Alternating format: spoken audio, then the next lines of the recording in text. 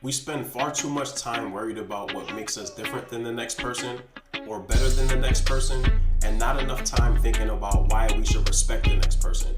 We all have a story, an overarching theme that runs through our lives and makes us who we are. The problem is, we think that since each of our stories is different, there's not a lot of perceived value and shared struggle. But we have far more in common than we can imagine, and what motivates one person can certainly help us as well. The Third Lap podcast is about understanding, respecting, and appreciating the struggle that it takes to overcome immeasurable odds in order to reach your destiny. Join me as I interview and bond with some of the most inspiring and incredible people, diving into their why to get a full understanding of their being. Without each other, we have nothing. So let's go on this adventure together and take on the future with open minds and open hearts. Welcome to the Third Lap podcast.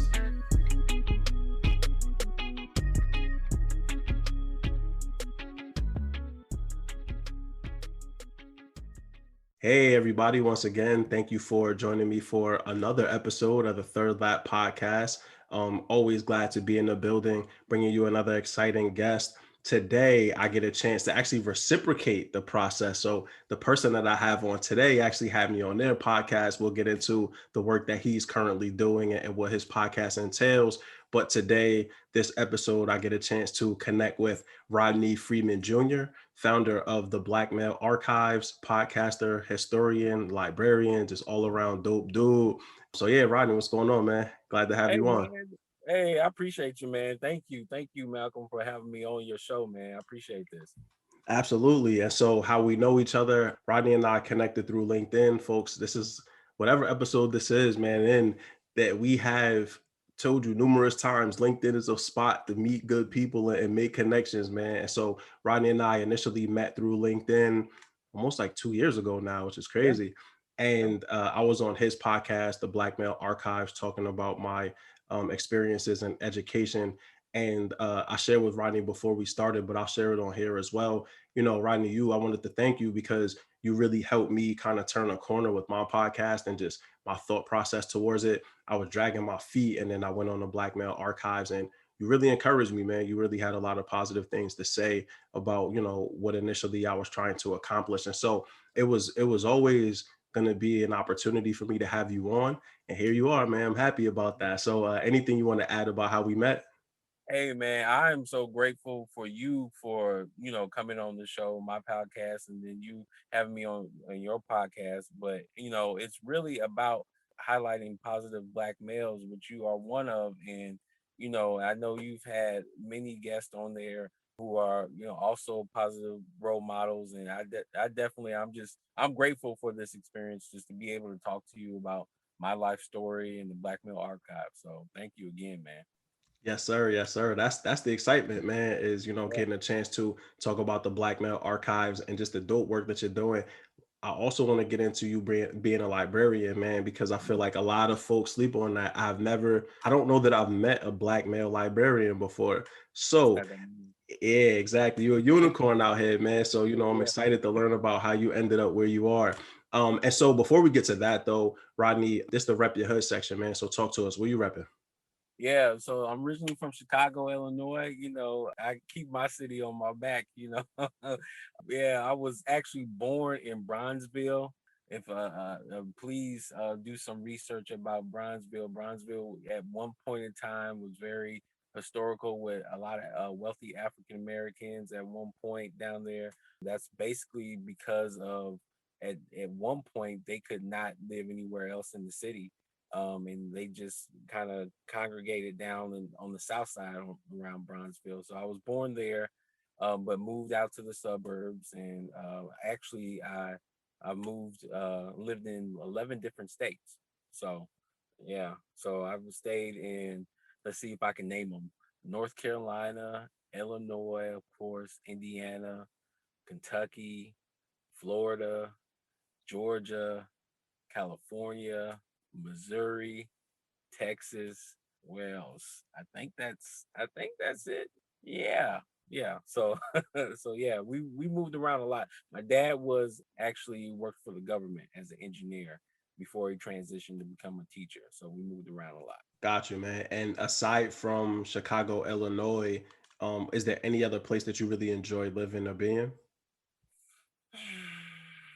Let's see, that's a hard one. I mean, I love to be honest with you, I'm loving Florida right now because of the weather, right? And I can actually think of like all the spots, really, really good things, really good memories. But I would say I really like Houston. I really did like Houston. So H Town was really nice when I stayed there. So, Yes, sir. but You yeah, talking my language now, man. I lived in Houston. Shout outs to Houston, Texas. Had yeah. the gold teeth, you know what I mean? Was doing the whole thing. Had the starch khakis and all that. And anybody that know me that was living in Houston, you know this true. You know, man, I was out there getting it in, bro. Houston's like my third home. Okay. Yeah. So Philly, where I'm from, you already know. New Mhm. York City, that's my second home. Like, Okay. anytime I touch down in New York is love. Houston definitely number three, man. Anytime I Yeah. touch down in Houston, it's love. Oh It's yeah. Houston is crazy, man. I try to tell everybody if you get a chance, anybody listening, if you haven't been to Houston, Texas yet, get you a week out there. Good food, good entertainment, good people.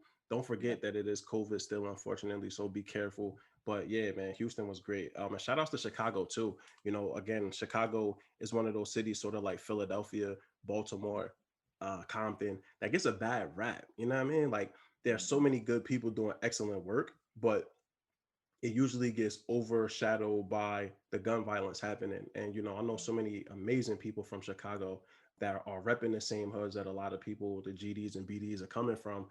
And they doing progressive stuff, man. So, definitely want to Mhm. shout out Chicago, and everybody from that city, man. Keep doing y'all thing, keep y'all head up because we respect y'all and we love y'all out here.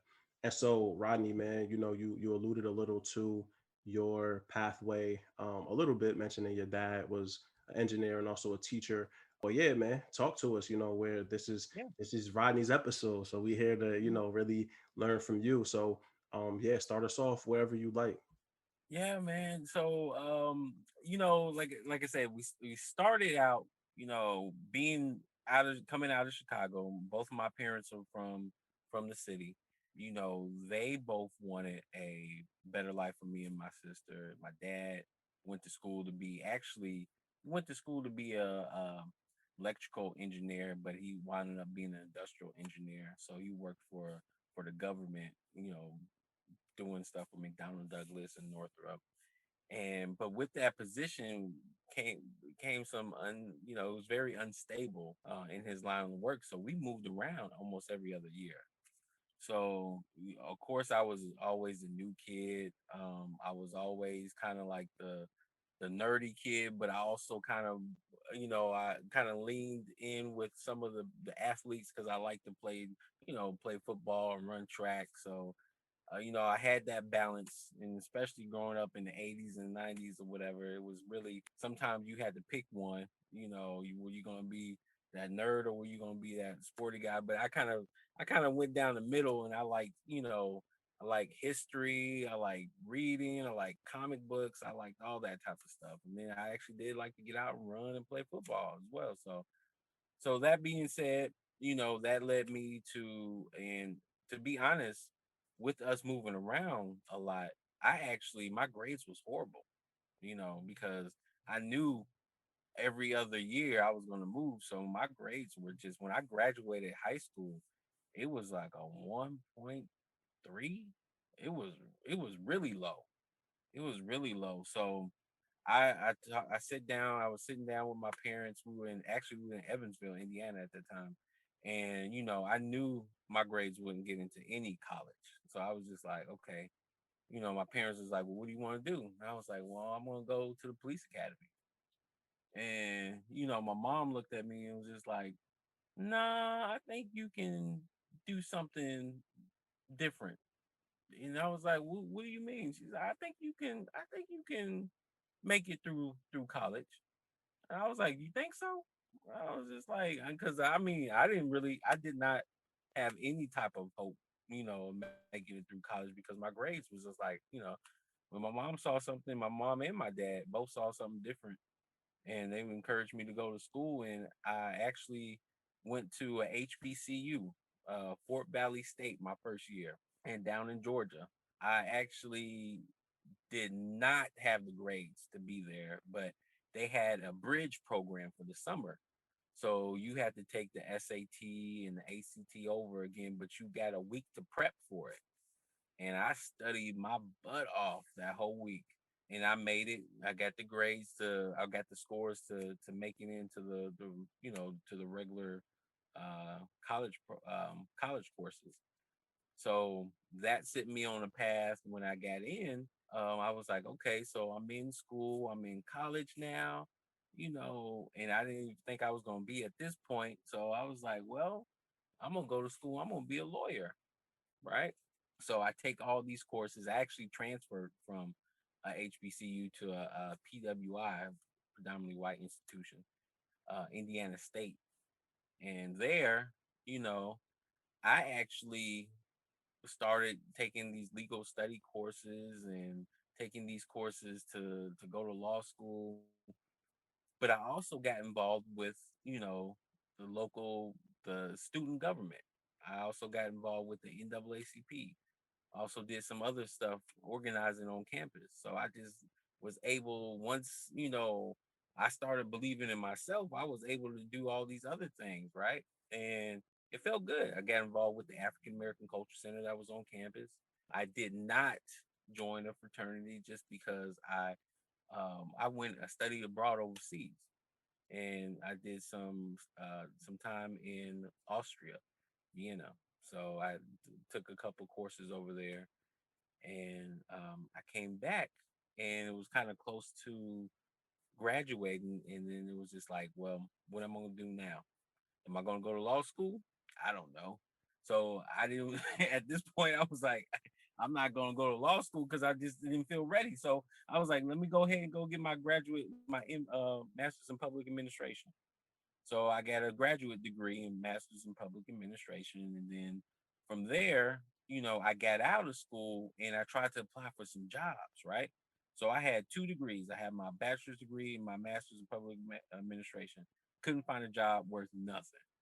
I called people. I asked, I went up to at this time. This is right. This was you can still fill out the paper application, but not that much. They were really pushing you towards a online application. But I went up to people and I was like, hey, I got this thing. I just graduated. I got a master's degree. I got this. People was just like, you don't have the experience. I was just like, man, I got the degree. I got a bachelor's degree. I got a master's degree, but I didn't have the experience. So they was just like, well, we're not gonna hire you because you underqualified. And then some people told me I was overqualified. Got rejected. I don't know how many times. So I went ahead and actually that's how I fell into the library world right then and there. Fell into the library world because I needed a job, and they had to sign up at this library that I was at, and it was like, well, I can go ahead and be a page. A page is a person who just puts the books on the shelves, and I was just like, well, I'm gonna go ahead and study for the law school entrance exam, and then I can get me some extra money at the same time. But when I went for the interview to be a page, they told me I was overqualified. But they said you're overqualified for this position, but I think you're gonna be good because they didn't really have a lot of black men in the library world, dealing with kids. One of the things when before I got actually involved in becoming a librarian, I asked people, I was like, why don't black men go into becoming a librarian? And a lot of people would say that it just didn't pay enough, but it's a little different story there. Which I'll talk about that a little bit down the road. But it's also just because the library world traditionally is predominantly uh, white middle class woman that works in the library field, and there haven't been that many black males that are in the library world or actually go up and become administrators and actually run the libraries as well. So, but once I got involved as a page, then that's when the doors started opening up. People started talking to me and saying, hey, why don't you go back to school? And I was like, yeah, right. I've already got a master's degree and a bachelor's degree. Why do I want to go back to school right now and do this? And then I had the director, she sat me down and said, well, this is what you can do. You can become a library director. once you have your degree. And I was like, okay, let's do that. But what really got me intrigued with the world is just the information, and that's the reason why I wanted to go to law school, because I felt like if I can be able to access information and provide that access to people and tell people where to go to get that information, bam, that's golden right there. Because when I wanted to go to school to be a lawyer, I just wanted to do the research. So fast forward, get into the field, and I become a branch manager. Right, being a branch manager is kind of like being over like one of your branch libraries that are up under a bigger system. So I became like a middle manager in the library world, and that is actually, once when I was a page and when I was a library assistant and librarian, everything was good. But once I started actually going up and having authority, that's when things kind of started to flip upside down. So everything was good until then, and then it's like, then I have to manage certain people, and it just became, well, you know, you don't know what you're talking about. I don't want this young man telling me what to do. Sometimes it was, I don't want this young black man telling me what to do. Sometimes people yell and cuss, throw things. I done had almost everything you can think of happen being a library a librarian, and actually being a library branch manager or a library director. It's been very interesting. So, but it's also been a lot of good things that have come out of it. I've got to encourage people to go back to school and get their library degree. I've got to encourage people to pursue their dreams, even if it's not in the library world. I got to hopefully save some young men by having them come into the library and reading certain books. I remember this one guy was supposed to be in school and he just didn't want to go to school. He was from, actually, it was when I was in Indianapolis. He had moved from Chicago down to Indianapolis. He found himself hanging out with the same type of crowd that he was in Chicago. And he was just like, he was a young man. He had to be around 14. And he was just like, I can't continue to do this. And I was like, man, why don't you come in, even though you're not supposed to be in here during the day? You come in here, then you can stay in here. He did that for a while, and then he eventually he left out, but he came back, and he seemed like he had a new crowd that he was following. So I'm those are the things that I'm proud of in my career. Being able to encourage people to kind of pursue their dreams and do what they want to do. So, but that's where I'm at right now. Right now, I'm a library director in a city of Riviera Beach, and it's been good. I've only been here for several months, but it has been a good journey being here. I could have went anywhere, to be honest with you, with the experience I've had, but I feel like this place really is on the on the up, and it's really inspiring to be in a place that's 70% African American, and you can see that they want the community to do better, and they want better for their services, and I'm glad that I'm a part of that. So that's where I'm at. That's my basically my journey, and that's what led me to where I'm at right now. You're listening to the Third Lap Podcast with Mal Davis. Yeah. Rodney, man, you hit us with a couple gems here that I really want to unpack. The first one I want to talk about is the ill paradox that is what you described getting out of college, right? It's like we set this expectation that we want kids to go to school, but then we also want them to have experience too. And so those two things usually conflict, right? They want a master's degree and 10 years of experience, but then they want to pay you 40 grand. And it's like, Right. okay, like that don't add up. Supply and demand. It's crazy though, because there are so many kids coming out of college that like really these corporations and organizations are able to price fix, right? Like they're able to set a bar in which they want to pay people, have outlandish, standards of which they want us to meet, but then give us very little in return. And Right. so, definitely have experienced that firsthand getting out of college and like, okay, I'm ready to hit the ground running. And people like, you're not though. It's tough, man. That's definitely a paradox and a huge lie told to our kids too, which is that like college is it. Nah, you got to grind in college too, internships, opportunities, stuff like that to line yourself up. And so appreciate you sharing that. I really want to dive into what you mentioned around the lack of black men in the library world. Because what you described, which is the middle class white woman, is literally 90% of the librarians that I interacted with. My mom has a close friend, Beverly Reed. Shout outs to Bev. I appreciate you, Bev, for everything you've done. But she's a librarian, and like she was one of the few black women that I knew that was in that work.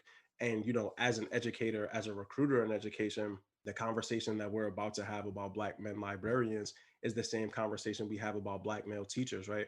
It's like we know that they can do the work. There are a few of us here, but in reality, we need to make a pathway to help more of them get in. And I think for myself, the biggest thing is having folks understand that this is a reality, right? Like I would have never thought about being a librarian because I never saw somebody to look like me in that occupation. And so, I want to really dive into what you think is a barrier to that access, but then also how can we start to unblock some of these things to help some of our young brothers get into this work because it seems super rewarding, and you clearly enjoy what you do. So yeah, man, talk to us, yo. Firstly, talk to us about like sort of the barriers. What do you think is really preventing our young brothers from getting into this work? I think what's really preventing us is the mindset of, being a librarian. Because, at the beginning, like I told you, like I had to overcome the fact that what me being a librarian, really? No, but I mean, it's really it's I mean, dealing with information, dealing with the, showing people how to obtain that information is really very rewarding career. But not a lot of black men consider it as an option, because they don't know about it, or they just, it's not in their line of sight, and they're not seeing it as an option to provide for their family. So that's one thing. Now, once you get in the field, once you get become a librarian, there are also barriers to being promoted, right?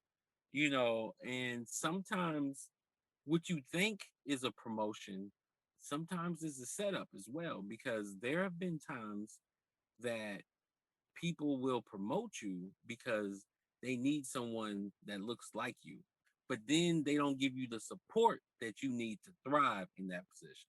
And you have to quickly learn, why are you being promoted? And it's like a gift and a curse, because you're gonna need that money. You starting off, you need that money to go up, to survive, to provide for your family. But at the same time, you got to realize that sometimes what you think is a gift might be one of the things that you have to kind of look at it side eyes, is like, why are you doing this? And that's happened to me too, and but I had to step outside my box and get my experience elsewhere so I can bring back to the table, so I can actually go continue to go up. And so I think, knowing about this field, and then knowing the challenges once you get in, that, or the pitfalls that you might fall into if you're not aware of, is also something that people need to be aware of. Yeah, man, absolutely. And what you mentioned about people promoting you because they need somebody that looks like you in that space, that's so real. People get promoted to be the fall person too, right? Like, they know it's coming down the pipeline and they like, oh yeah, we're gonna promote you, yo. Congratulations. All right, now deal with all of this nonsense coming down, Exactly. coming behind this promotion. And yeah, man, it's a game that's been played for a long time. It's nothing new. And so, Rodney, you mentioned what are some of like the difficulties and pitfalls, but for a young brother that might be listening to this podcast, how would he become a librarian? If you were sitting down with you sitting down with me right now, right? I'm interested in becoming a librarian. What are the steps? What are the first couple steps that I need to take? What are some of the things I need to be thinking about to like make a transition into that world successfully? So I would say that, really doing a self evaluation and understanding the field in its entirety. Like, a lot of people look at, oh, if I'm going to be a librarian, therefore I have to work in a library. And that's not true. Librarians and their skill set is used in so many forms, right? You can go to school and become a librarian, and you can work at a Fortune 500 company. You can work at a tech company. You can even work for the CIA. So the skill set, please do not sleep on the skill set of a librarian. So yes, understand that yes, you can work in a actual library, a public library, academic library, but that's not the only option that you have. And I think that might be some of the reasons why people think, well, if I'm a librarian, I just got to work there. No, no, you don't. So I would sit down with you. I would, we evaluate your skills and, what you really like, because there's different types of librarians as well. You have your reference librarians, which actually help people find the information. You have your catalogers that actually catalog and organize the information. So, depending on what type of person you are, I can kind of direct you on what type of librarian you should become. And then once you have identified some of the things that you think you would like to do, and then we look at certain programs. A lot of programs are offering of course online right now. So, and then being able to see how you can go ahead and apply for, scholarships, and being able to see how you can go ahead and get into those programs so you can complete. Now, that's one portion of it, being able to complete the program and get, accepted into the program, but you also have to have go out and be able to obtain the skills. Like I said, once I got it done with school, that was the catch. I didn't have the experience, right? So being able to network, and there's certain network organizations, right? So when you're in school, you can network with BCALA, which is a Black Caucus of American Library Associations. There are other organizations, especially if you're a grad student, that you can network in. And then those people you tap into when you're actually starting to look for jobs. So that's basically the approach. And then also, being able to network with other Black males who are in administration, I think it's going to be a absolute plus, because believe it or not, we know, all the Black male librarians. I think I know most of them. If I don't know all of them, I know most of them. And again, like I said, there's not that many of us, so we kind of do. It's a strong niche. So yeah.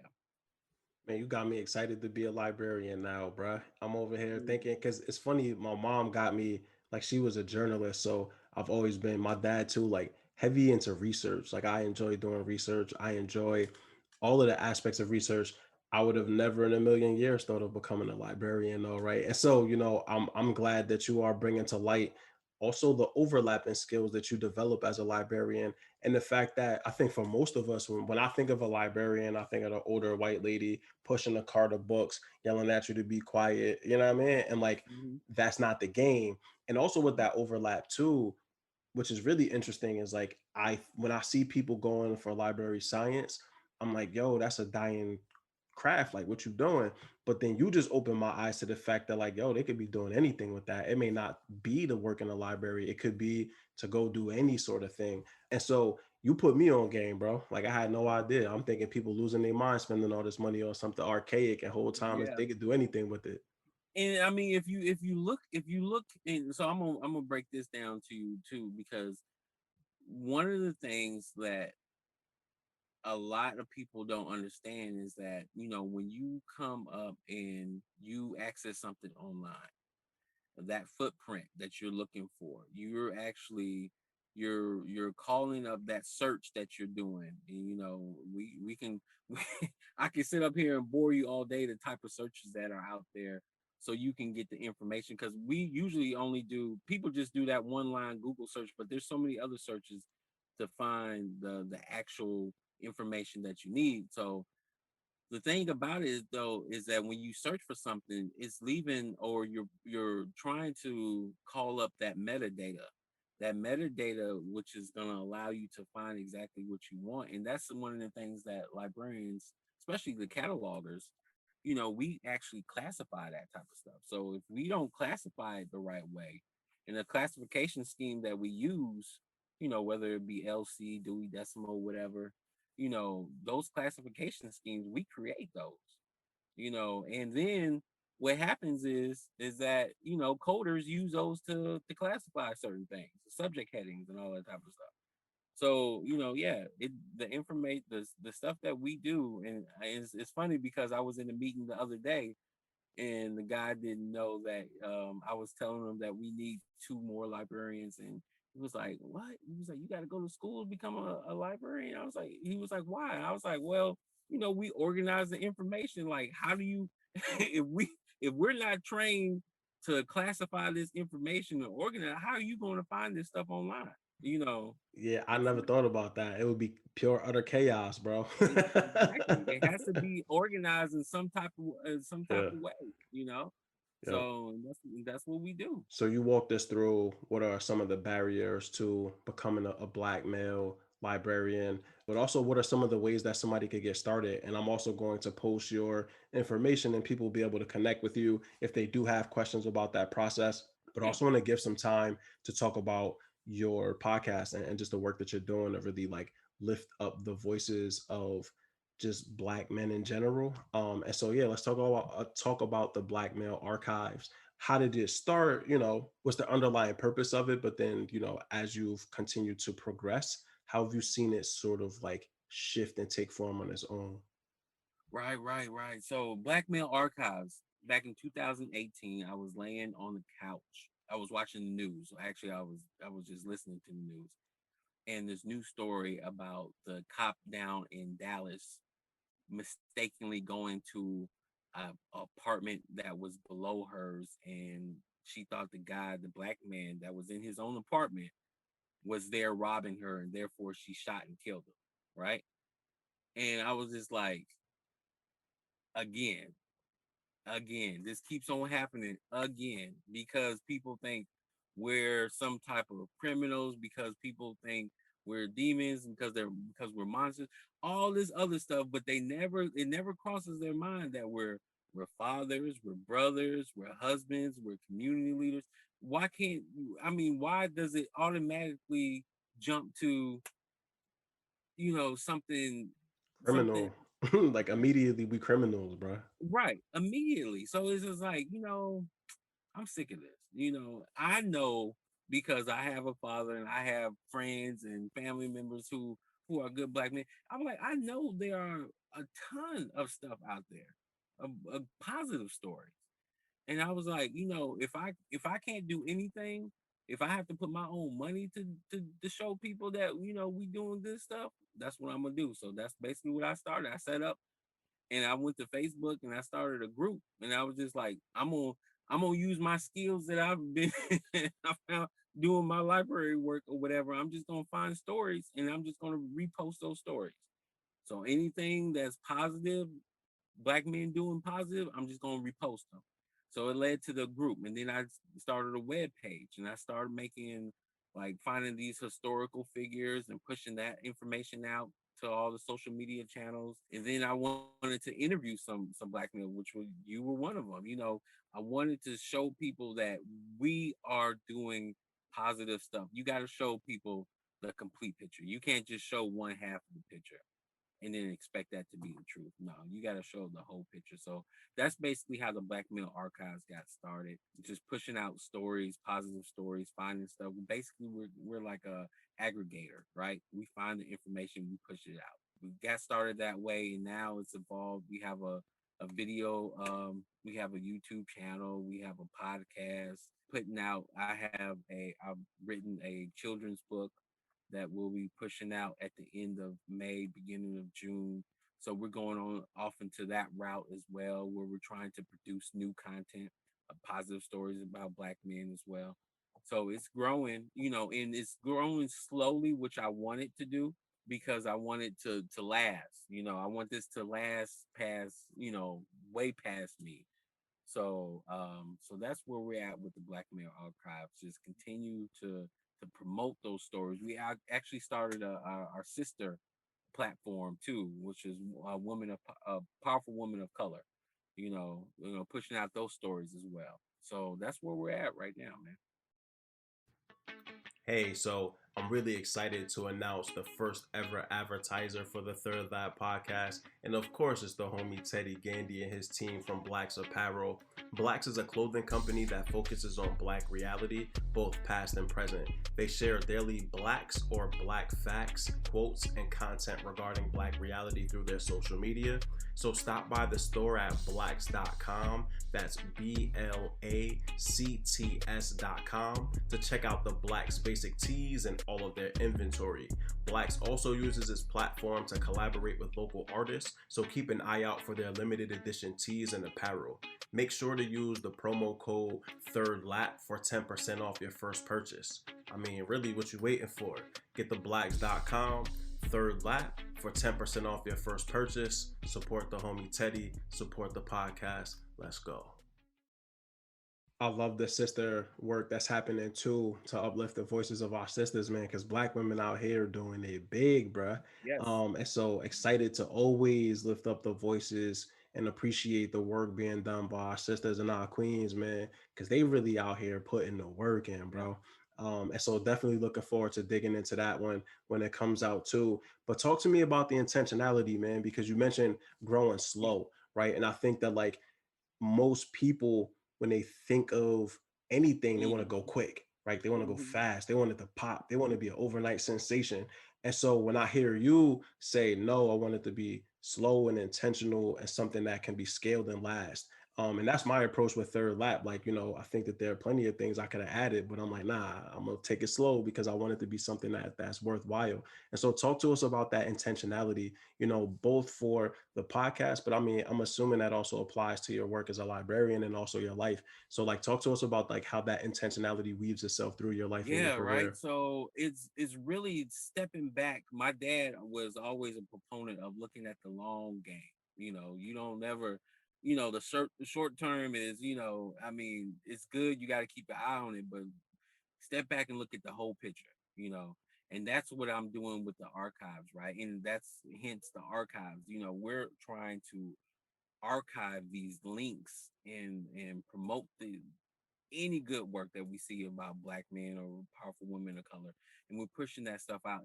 And to have something be just start up really quick, jump to extreme heights, and then just die out, it's not going to serve anybody. It's not going to serve the purpose that I really intended it to serve. It was just to show and archive and capture, curate, and promote positive stories about Black men.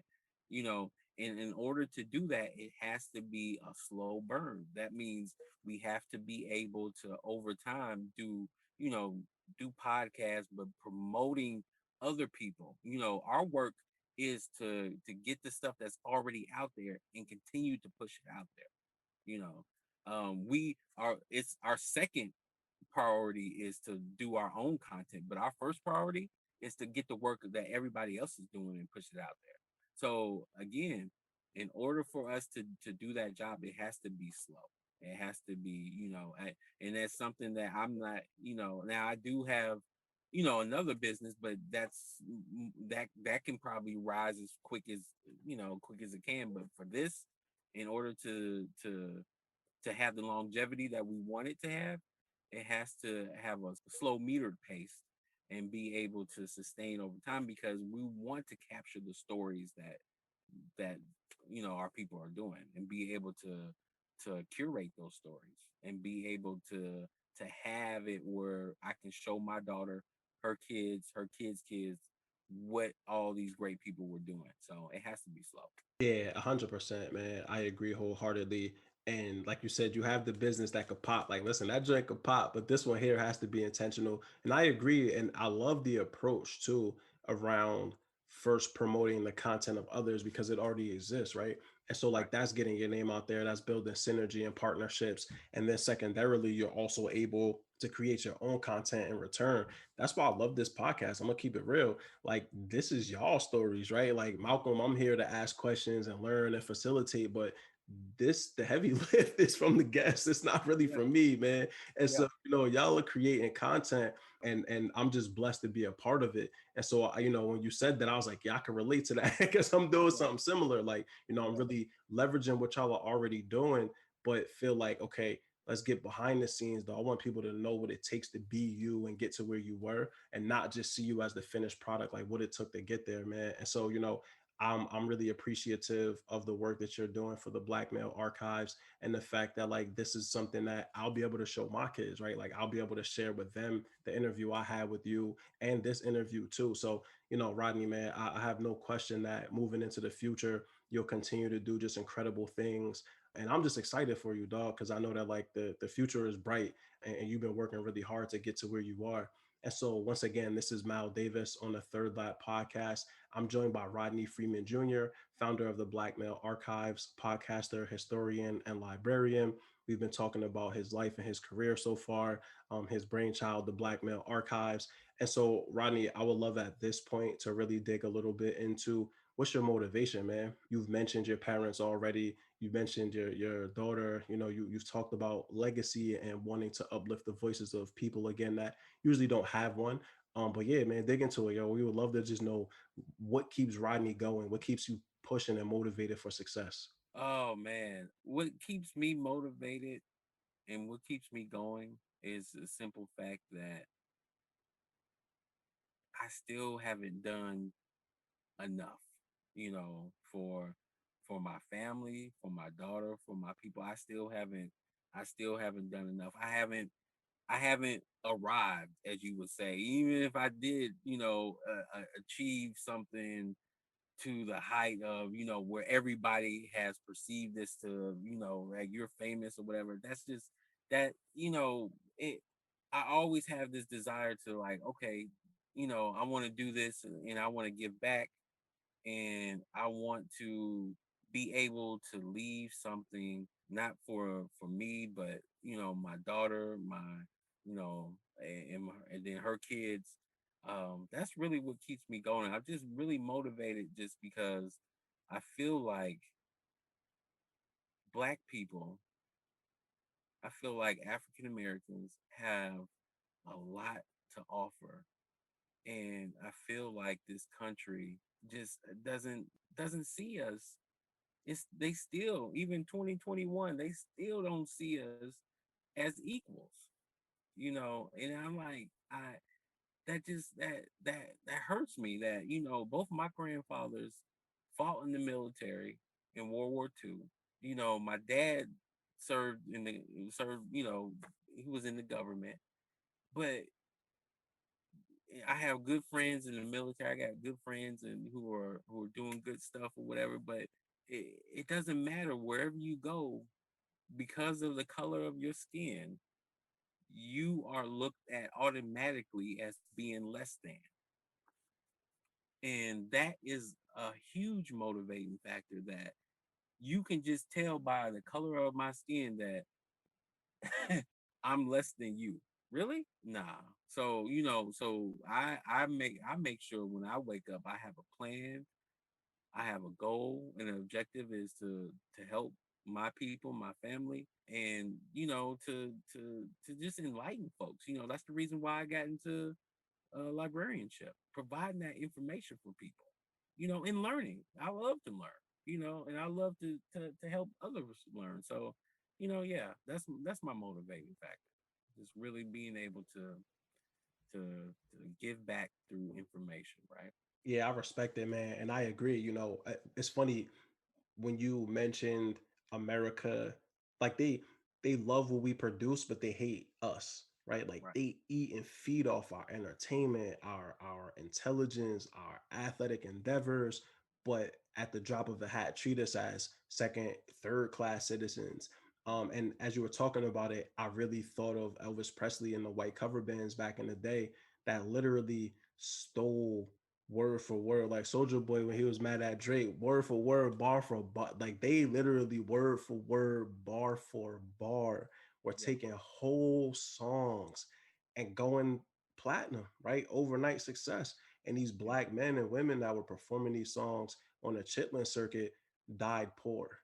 Right. And like that's legitimately that's America's history. They Right. have stolen from people of color land, ideas, concepts, theories, everything, and then left us all in abject poverty. And it's cold-blooded, man. And so I'm right there with you in this fight to really rectify that, and through initially making it clear that A, we're not going nowhere, we're all still here, but then B, putting the actions behind that too, creating situations and opportunities for people to really shine, that look like us, because just aren't enough, man. And so, again, as always, dude, I appreciate you because, you could have chosen to do anything else, but the fact that you really in this work to make sure that African Americans are well represented, is something to not take lightly. So appreciate you for that, man. And so, Rodney, we're here at the motivational thoughts for the people. Quick 2 to 3 minutes of really just stamping this episode. So when people listen to this, what do you want them to walk away with in regards to your message? What do you want to make sure that you emphasize? Man, figure out what you want to do, get the information, and then go do it. I mean, it's really I love it, bro.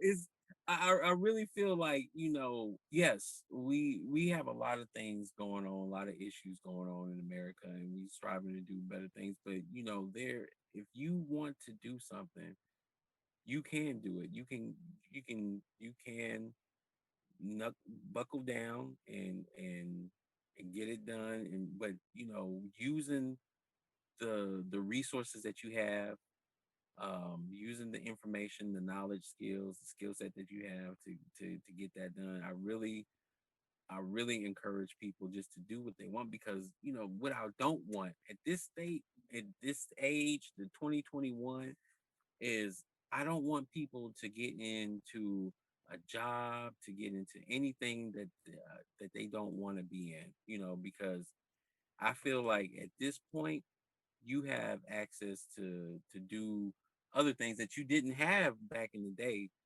because you have platforms like your platform, your podcast, and you have different ways to provide for for your family. So definitely, I encourage people to research and be able to sit down and say, can I do this for the rest of my life? If I can, then this is what I'm going to make my business out of. I encourage people to own their own business. I really do. Own your own stuff. You know, create your content and push that out there. So you can have control over your story, over your content, over your narrative. So that's what I feel like you should do. Because the only person that can tell your story is you. That's a fact, man. And I love what you said about research it and do it. So Teddy Gandy, what up, Teddy? Shouts out to Blacks Apparel. So Teddy in his episode, he basically his was very similar. He was just like, it's not that hard.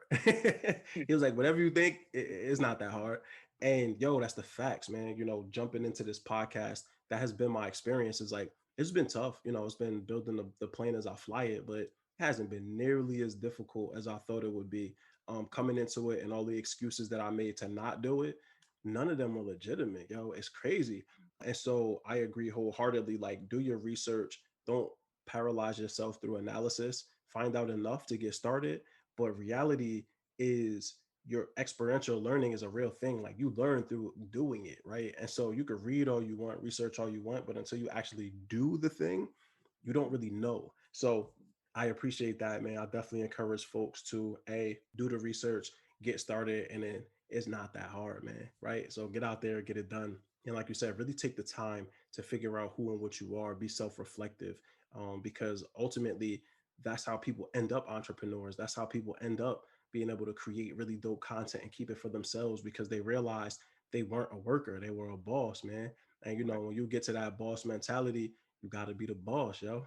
So start slow, build it out, but ultimately, if your goal is to be a boss and call your own shots, what you waiting for? What are you waiting Exactly. for? Hey man. Hey man. Hey, I appreciate you so much, man. And again, thank you.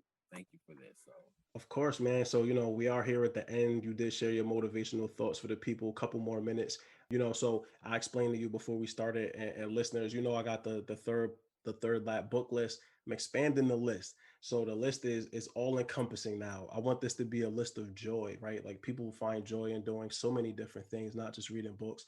And so, Rodney, if you have a book suggestion or a TV show or yoga, whatever it is that you do to find joy, put us on, man, so that we can learn from it. Yeah, man. So this book that's called Think Like a Monk. It's on point.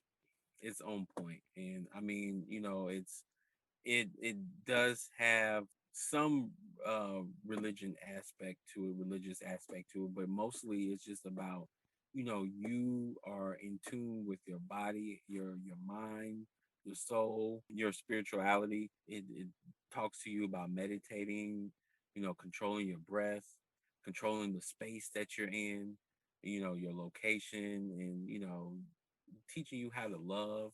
I love that book. I make sure I read a chapter every day. That's one of my favorite books. I can always talk to you about sit up here and talk to you about graphic novels. I mean, I can tell you the last one I read was House of X, dealing with X-Men, right? And but then I'm reading this one book. It's called The Half That Has Never Been Told in the Economics of Slavery.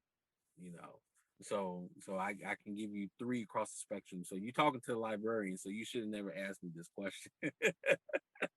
Because Listen, I I can't knew what just I give was you asking. one. I can't just give you one. I had to give you three. You're But good, man. It's beautiful, and all listen, as a person that reads and has a pretty in-depth library, keep sending me suggestions. If you come hell across something dope that can push my thinking forward, I'm always here for it. And you mentioned like the economics behind slavery, so I want yeah, to toss one in here: Capitalism and Slavery by Eric Williams. I okay, read that and the Destruction of Black Civilization by Chancellor Williams pretty yep, much back to back, and it completely changed my thought process towards everything.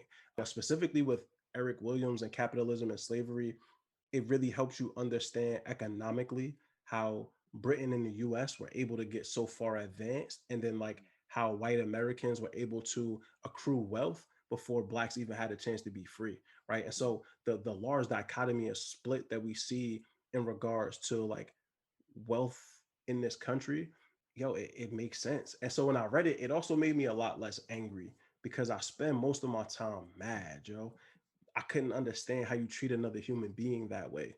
But when he broke it down to the economics, I was like, okay, I get it. That made him yep, wealthy, yo.